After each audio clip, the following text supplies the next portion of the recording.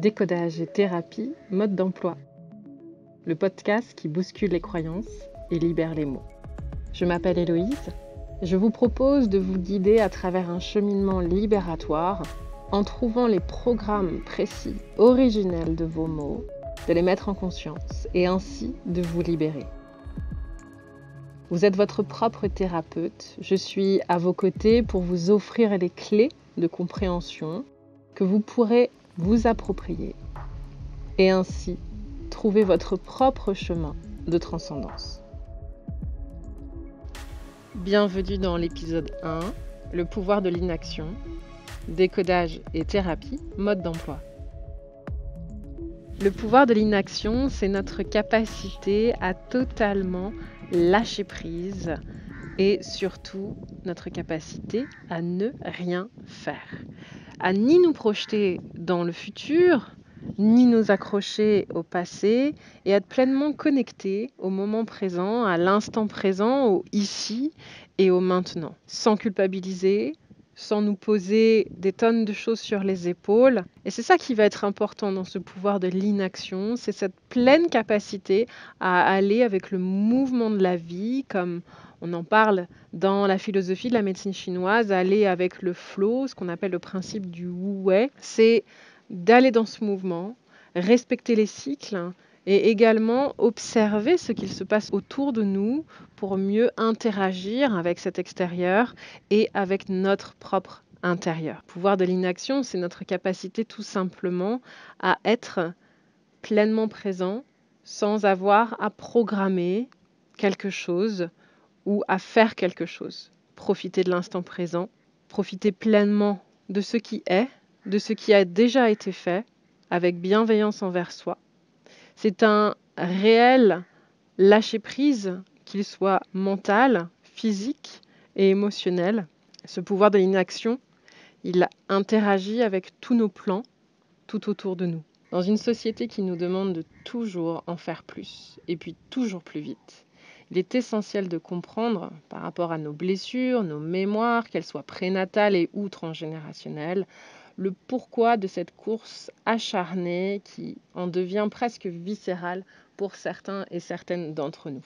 Comme vous l'avez pu le remarquer, il y a beaucoup de coachs mentaux actuellement qui explosent et qui nous poussent dans cette course, dans cette quête absolue du faire pour réussir. Ça veut dire qu'on vient alimenter toujours la même chose, la même blessure. Donc ici, bien sûr, je ne parle pas du fait de mettre des actions dans la matière, mais bien d'une quête inconsciente vers ce toujours plus et cette quête du succès.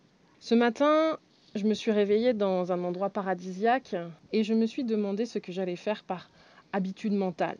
Qu'est-ce que je vais bien pouvoir faire aujourd'hui pour occuper ma journée? Mon corps, mon être, mon âme, ils ont tous les trois crié rien. Tu en fais suffisamment tous les jours. Et tu vois le hamac là-bas, laisse-toi bercer par le bruit des vagues, installe-toi et ne fais rien. Effectivement, après des mois non-stop d'hyperactivité, je dois trouver l'équilibre. Et nous devons tous trouver cet équilibre. Moi, j'ai toujours été dans l'action, une course vers le toujours plus qui m'a emmenée plusieurs fois au bord d'un précipice émotionnel, mental et corporel vraiment dangereux, ce qu'on appelle burn-out. Le premier obstacle de l'inaction, c'est le sentiment de culpabilité. Ce sentiment de culpabilité, il est bien présent pour les gens très actifs et il va venir nous empêcher clairement de trouver ce pouvoir de l'inaction ou même cette sensation d'être pleinement dans le moment présent et surtout d'apprécier ce moment présent. Donc apprendre à ne rien faire sans culpabiliser peut parfois être un vrai parcours du combattant. Pour certaines personnes, ne rien faire ou même ne pas en faire assez va amener à une forte culpabilité et elles seront incapables de prendre du temps pour elles. Donc être dans le faire, pourquoi être dans le faire? Qu'est-ce que cela apporte? Cela apporte un pseudo-remplissage, on va dire, inconscient et valorisant, mais qui est une quête sans fin, qui repose sur un schéma, on va dire, cyclique, puisque on va sans arrêt vouloir alimenter cette valorisation inconsciente. Mais malheureusement, elle est bancale puisqu'elle est cyclique, puisqu'elle nous amène vers quelque chose de sans fin. Et forcément, ce schéma est pernicieux puisqu'il est aussi programmé depuis l'enfance et voire en prénatal, même au moment même de notre conception. Par exemple, il suffit d'avoir été longtemps attendu et désiré pour que le programme être à la hauteur des attentes des parents s'inscrive profondément dans chacune des cellules. C'est une lecture, bien sûr, il y en a d'autres. Un enfant non désiré ou attendu par un seul des parents, lui, cet enfant fera tout, absolument tout, pour prouver inconsciemment à ce parent qu'il a eu raison de le garder. Et il fera tout pour être reconnu par ce parent.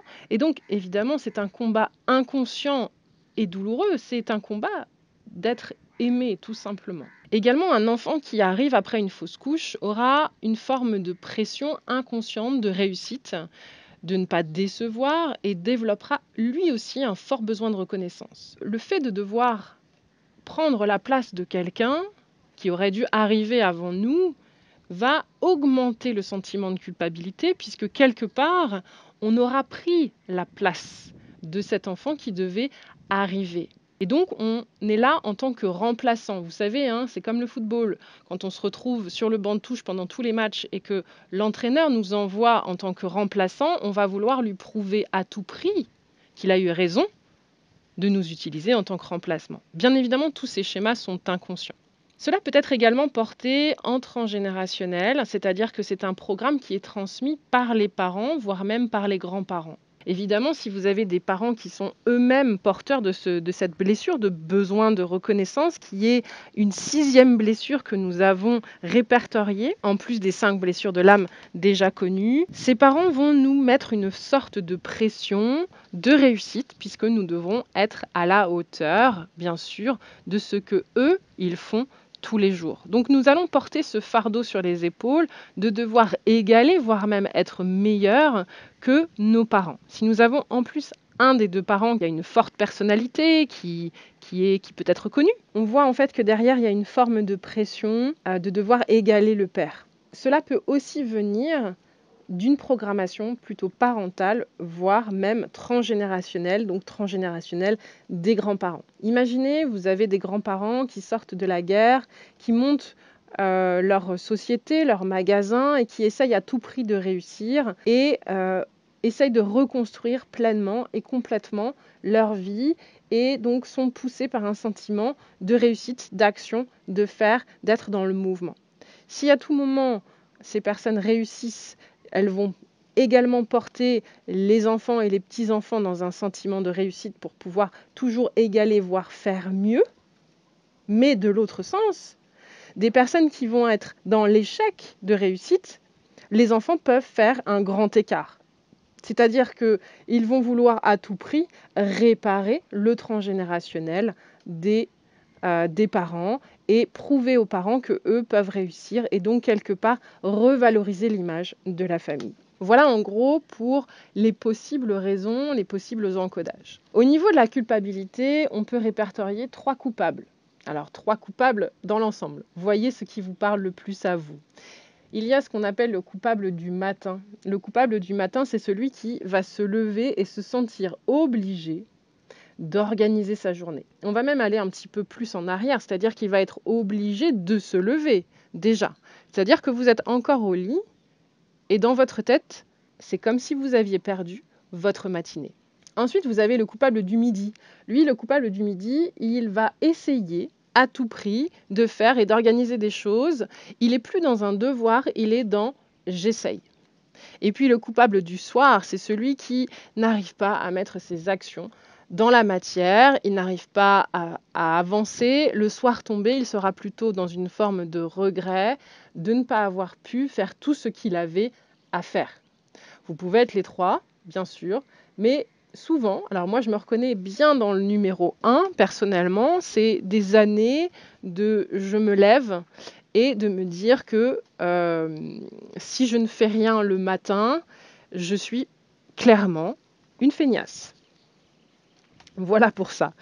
Donc ça va être très intéressant d'observer déjà la forme de culpabilité qu'on entretient en nous pour être pleinement à l'écoute bien évidemment, et mettre en conscience ce qui nous parle le plus. Donc ça fait partie aussi de la pleine conscience de nos émotions, de nos sentiments, de ce qu'on peut ressentir. Et ça, c'est également un vrai travail. En étant également professeur de yoga, bien évidemment, cela m'aide énormément de pouvoir travailler sur cette observation à la fois de mes sentiments, de mes émotions. C'est ce que je vous invite à faire.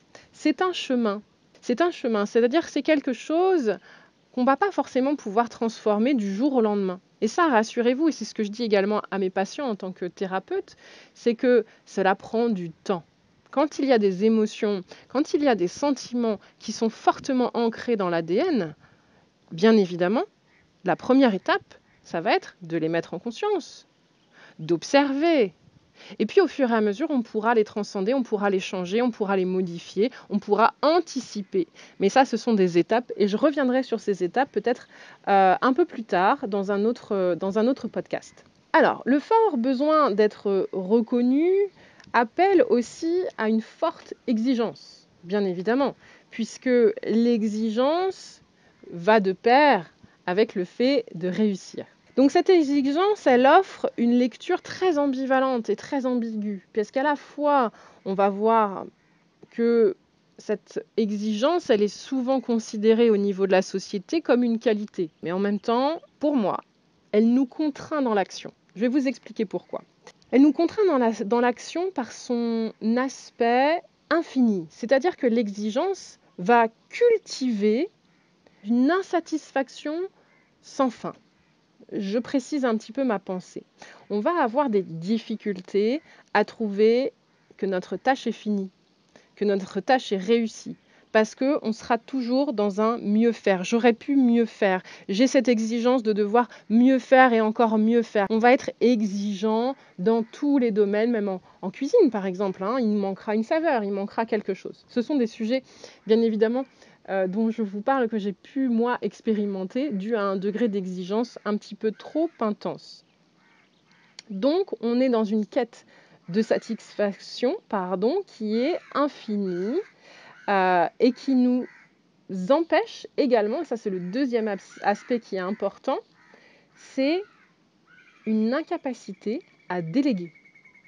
Cette incapacité à déléguer va nous empêcher de pouvoir travailler en collectif, ou en tout cas nous rendra extrêmement rigides dans notre manière de choisir les personnes qui nous entourent. Donc cette grande difficulté peut amener, on va dire, des conflits au sein du travail, va nous pousser à pousser également les personnes qui travaillent autour de nous, et on trouvera que le travail n'est jamais assez bien fait et qu'il y a toujours que nous-mêmes, nous sommes, on va dire, les meilleurs pour exécuter cette tâche, puisque les autres ne sont pas capables d'exécuter cette tâche pleinement et complètement, parce que ils ne correspondent pas à notre niveau d'exigence.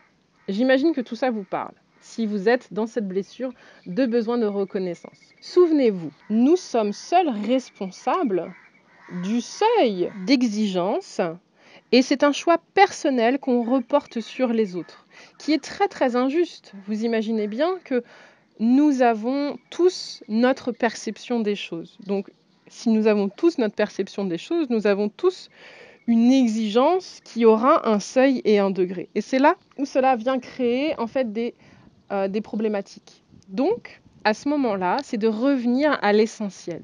Est-ce que la tâche a été faite correctement? Est-ce que je peux me satisfaire de ce qui a été fait? Pourquoi je ne peux pas me satisfaire de ce qui a été fait? Est-ce que c'est parce que ce n'est pas moi qui l'ai réalisé et donc je n'en récolterai pas les fruits? Souvenez-vous de ça, quand on délègue à quelqu'un, c'est que on est aussi obligé de reconnaître que l'autre est peut-être aussi bien, aussi bon que nous, fait les choses aussi bien, et que peut-être on va perdre cette reconnaissance que nous cherchons absolument.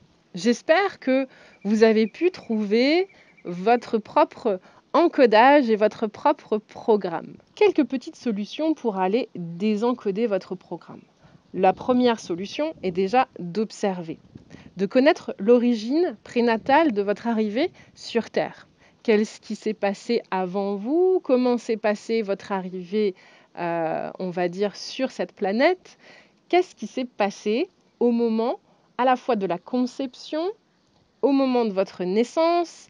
Est-ce qu'il y a au niveau de ce trajet quelque chose qui pourrait résonner sur le fait que vous avez besoin d'être vu, d'être entendu, d'être reconnu, et donc c'est pour cela que vous passez votre temps à courir après une reconnaissance, ou en tout cas une forme de reconnaissance qui est tout simplement l'amour, et souvent l'amour des parents.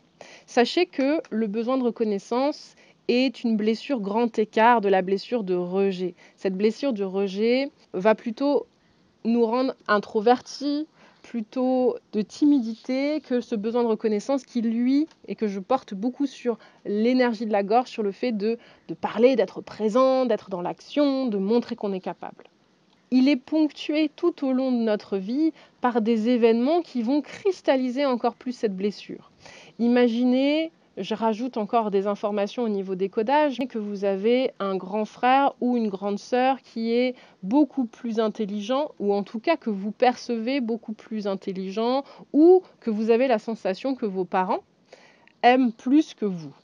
Et bien tout simplement, vous aurez besoin également d'être vu, d'être entendu. Donc cela donne soit des enfants qui pendant l'enfance vont être des enfants parfaits et vont tout faire pour ne pas faire de bruit, pour ne pas parler, pour être l'enfant parfait. Ou au contraire, ce grand écart, un enfant qui fera énormément de bêtises pour prouver qu'il existe et avoir l'attention de ses parents. Tout cela va vous aider à mettre en conscience quel programme vous avez en vous en fonction de votre passé et en fonction des événements de votre vie. Cette course effrénée de l'action, du faire, peut entraîner évidemment des blessures et des douleurs au niveau de notre corps physique. Une fois que ceci est vraiment imprégné à la fois dans le mental, dans l'émotionnel, cela vient atteindre la couche physique. Et cette couche physique, elle est atteinte souvent au niveau des bras, au niveau des épaules, au niveau du cou. Les bras, les coudes, les mains sont souvent bloqués, peut-être parce que nous faisons trop. Les douleurs peuvent agir au niveau des épaules, avec des tétanies, des douleurs de tendinite. Quelque chose que nous allons porter au niveau des épaules et au niveau des cervicales, c'est ce poids, cette culpabilité de ne pas en faire assez qui parfois peut descendre même jusqu'au niveau du bas du dos. Au niveau du cou, bien évidemment, le fait de passer son temps à regarder à droite et à gauche, à en faire dans tous les sens, parfois le corps va nous dire stop.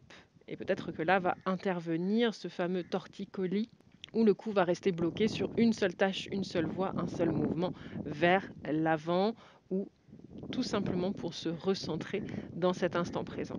Au niveau des maux du corps, bien sûr, il peut y en avoir d'autres, mais principalement, c'est ce poids de devoir être à la hauteur que nous portons principalement sur les membres supérieurs. Si vous avez besoin de plus d'informations, si vous souhaitez poser des questions, je vous invite tout simplement à le faire avec grand plaisir, je vous y répondrai. Et puis pour libérer, à chaque fois que vous allez vous retrouver dans une situation où vous allez sentir soit ce sentiment de culpabilité, soit ce besoin absolu d'être reconnu, soit c'est déjà d'abord l'identification.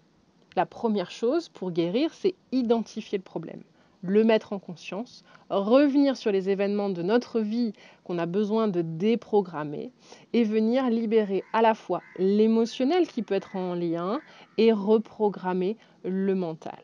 Voilà.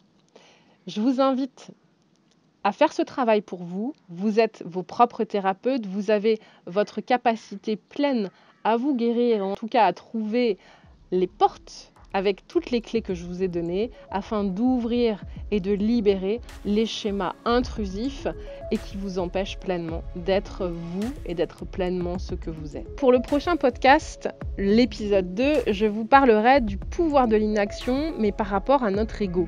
Parce que souvent, ce besoin de reconnaissance, il va venir pimenter d'autres blessures comme l'injustice, comme la trahison et qui nous posent quelques difficultés comportementales avec les autres. Je vous embrasse, je vous dis à très bientôt pour un prochain épisode et je suis ravie de votre écoute.